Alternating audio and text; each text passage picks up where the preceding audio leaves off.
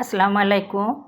আজ আমি বিলের শিঙি মাছ দিয়ে কচুরমুখী তরকারি রান্না করব।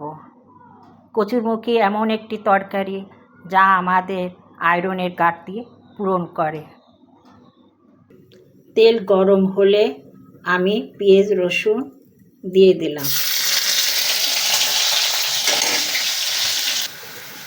মশলার মধ্যে হলুদ লবণ দিয়ে দিলাম।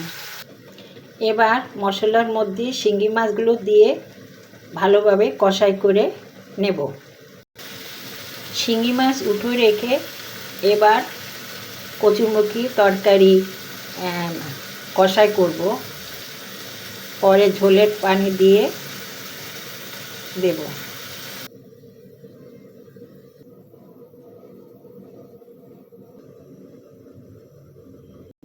তরকারি সিদ্ধ হয়ে গেছে। এবার শিং মাছগুলো ঢেলে দিলাম, সাথে জিরে বাটা।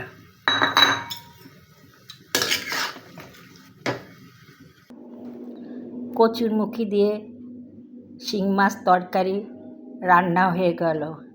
আমাদের শরীরে সুস্থ থাকার জন্য একটা সুন্দর তরকারি আজ আপনাদের উপহার দিলাম।